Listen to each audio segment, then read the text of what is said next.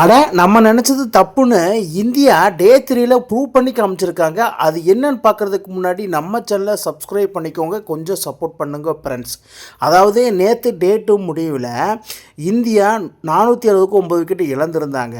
So இன்றைக்கி டே 3 start பண்ணும்போது India declare பண்ணுவாங்கன்னு எதிர்பார்த்தோம். பட் இல்லை, பேட்டிங் ஆடி 462க்கு ஆல் அவுட் ஆகிட்டாங்க. So innings break. இந்த இடத்துல பிரபத் ஜெய்சூர்யா 4 விக்கெட்டை போட்டிருக்காப்புல வேறு லெவலில் சம்பவம் பண்ணியிருக்காரு ஸ்ரீலங்காவில் இந்தியாவுக்கு எதிராக. இதை தான் ஸ்ரீலங்கன் டீம் எதிர்பார்த்துருப்பாங்க. ஸோ செகண்ட் இன்னிங் ஸ்டார்ட் பண்ணிட்டாங்க நம்ம ஸ்ரீலங்கா. ஸோ ஸ்டார்டிங்லேயே முகமது சிராஜ் அவரோட திறமையான பவுலிங்கின் மூலியமாக விக்கெட்டை போட்டாப்புல. அதாவது இந்தியாவுக்கு பவர் பிளே மாதிரி எப்பப்போ டெஸ்ட் இன்னிங்ஸில் ஓப்பனிங் விக்கெட் வேணும்னா அது சிராஜ். ஸோ அதுக்கப்புறமா ஸ்பின் டிபார்ட்மெண்ட்டு எடுத்த உடனே பிரதீஷ் கிருஷ்ணாவுக்கு சிராஜுக்கு ஒரு விக்கெட்டு தான் விழுந்து, பிரதீஷ் கிருஷ்ணா பெருசாக எடுவலைன்னு சொல்லிட்டு திடீர்னு மேன் ஆஃப் சுதரை கொண்டு வந்தாங்க. கொண்டு வந்த பாலே அவருக்கு சக்ஸஸ் கிடச்சிருக்கு. இதை தான் சுப்மன் கில் எதிர்ப்பது. அதனால தான் அந்த அக்ரெஷன் ஆக்ரோஷம் எல்லாம் இங்கே நடந்திருக்கு. மேன் ஆஃப் சுதர் பியூட்டி அப்படிங்கிற மாதிரி அடுத்தடுத்து ஹியூஜ் விக்கெட் ஃபாரஸ். அதாவது மேன் ஆஃப் சுதருக்கு மறுபடியும் இன்னொரு விக்கெட்டு, செகண்ட் விக்கெட் டேக்கிங்.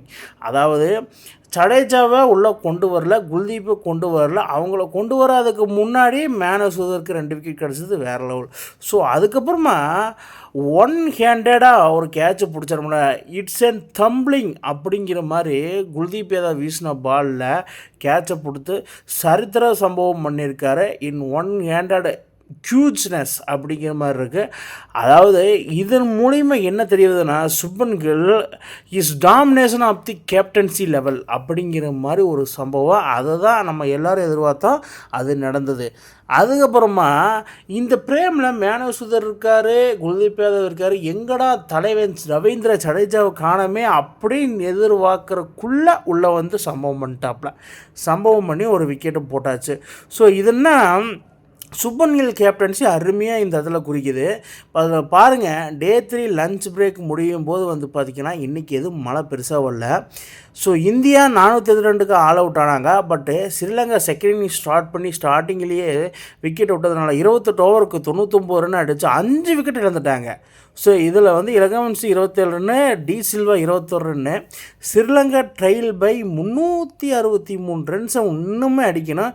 இதில் மானவ் சுதர் 2 விக்கெட்டை போட்டிருக்காப்புல, ரவீந்திர ஜடேஜா 1 விக்கெட்டு, குல்தீப் யாதவ் 1 விக்கெட்டு, முகமது சிராஜ். அதுக்கப்புறமா 2 பேர் நின்றுட்டாங்க. டே 3 டீ பிரேக் முடியுமோ நிரோஷன் திக்வில்லா அப்புறம் துனுசா இவங்க 2 பேரும் 100+ பார்ட்னர்ஷிப் அடித்ததுனால ஸ்ரீலங்கா அப்படியே ஹியூஜ் ஃபார் கம்பேர் இஸ் அப்படிங்கிற மாதிரி, கம்பேர் கொடுக்கணும் இப்படித்தான் கொடுக்கணும் அப்படிங்கிற மாதிரி 57 ஓவர் 205க்கு 5 விக்கெட் எடுக்க முடியல. அதாவது பார்ட்னர்ஷிப் மட்டுமே வந்து பார்த்திங்கன்னா 100 ரன்களுக்கு மேலே அடிச்சிட்டாங்க.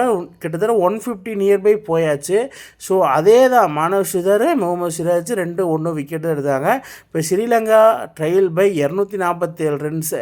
எனக்கு தெரிஞ்சு இந்த பார்ட்னர்ஷிப்பை பிரேக் பண்ணால் மட்டும்தான் இந்தியா கேமுக்குள்ளே வர முடியும். அந்த மாதிரி ஒரு செட்டப் லைனப்பில் இருந்தாங்க நம்ம ஸ்ரீலங்கன் பாய்ஸ். ஸோ அதுக்கப்புறமா ஸ்பின்னு வீசி பார்த்துருக்காங்க Kuldeep Yadav, Manav Suthar and Ravindra Jadeja. But பெருசாக விக்கெட் எடுபடலை, ஸ்பின்னுக்கு அந்தளவுக்கு விடலை. ஸோ சும்மா பிரதீஷ் கிருஷ்ணா விக்கெட் இல்லாமல் இருக்கார், எல்லா விக்கெட் போட்டாங்க. ஸோ கொடுத்து தான் பார்ப்போம் அப்படிங்கணும். அவர் வந்து தூக்கிட்டார் யாரை, நிரோஷன் திக்வில்லாவை 80 ரன்னுக்கு. அதாவது பார்ட்னர்ஷிப் புரோக்கன் ஆயிடுச்சு, 146க்கு எண்டு ஆகுது. ஸோ அதுக்கப்புறமா ரவீந்திர ஜடேஜா ஸ்பின்னிங் மூலிமா அட்டாக் பண்ணிட்டாப்ல. ஸோ அட்டாக் பண்ணி தலைவன் வேறு லெவலாக இந்தியாவை டாமினேஷன் பண்ண வச்சு வேறு லெவலில் கம்பூட் ஜோனில் கொண்டு போயிட்டாப்புல. அந்த மாதிரி ஒரு சமம் பண்ணியிருக்கார் ரவீந்திரா. அடுத்தடுத்து விக்கெட்டு தொடர்ந்து விக்கெட்டு எடுத்ததுனால ஜடேஜா, அதாவது ஒரு எக்ஸ்பீரியன்ஸ் பிளேயர், ஒரு பவுலர் எப்படி பண்ணணுமோ அதை வந்து இந்த இடத்துல காமிச்சிட்டாப்புல. வேறு லெவலில் தலைவன் சம்பவம். ஸோ அதுக்கப்புறமா டே 3 இன்னிங்ஸ் பிரேக். அந்த டே 3 இன்னிங்ஸ் பிரேக்கில் வந்து பார்த்திங்கன்னா 79.4 ஓவர்ஸ்லேயே ஸ்ரீலங்கா ஆல் அவுட் ஆகிட்டாங்க. 284 ரன். இந்தியா ஃபஸ்ட் இன்னிங்ஸில் 462 ரன் அடித்தாங்க. அதேமாரி ஸ்ரீலங்கா ஃபஸ்ட் இன்னிங்ஸ் 284 ரன். இதில் பாருங்கள், மேன் ஆஃப் சுதர் 4 விக்கெட்டும் ரவீந்திர ஜடேஜா 3 விக்கெட்டும் போட்டிருக்காரு. இதன் மூலிமா என்ன தெரியுதுன்னா, குல்தீப் யாதவ் அனதர் ஆப்ஷனுக்கு போதும் வேறு யாராவது ஸ்பீட் பவுலர் கொண்டு வந்திருக்க ஒரு ஆல்ரவுண்டர் ஆட வச்சுருக்கலாம். பட் அது தப்பு பண்ணிட்டாங்க. ஸோ ஃபைனலி என்னென்னா, ஸ்ரீலங்கா ட்ரையல் பை 178 ரன்ஸு, அதாவது ஆல் அவுட் ஆகிட்டாங்க. ஸோ இதுக்கப்புறமா இன்னிங்ஸு பிரேக் போடல, இன்னிங்ஸ் தோல்வி அந்த மாதிரி கொண்டு போகலை, ஃபாலோவும் எதுவும் கொடுக்கல. இந்தியா நாளைக்கு பேட்டிங் நடப்புகிறாங்க. ஸோ இன்றைக்கே ஆட வேண்டியது தான்.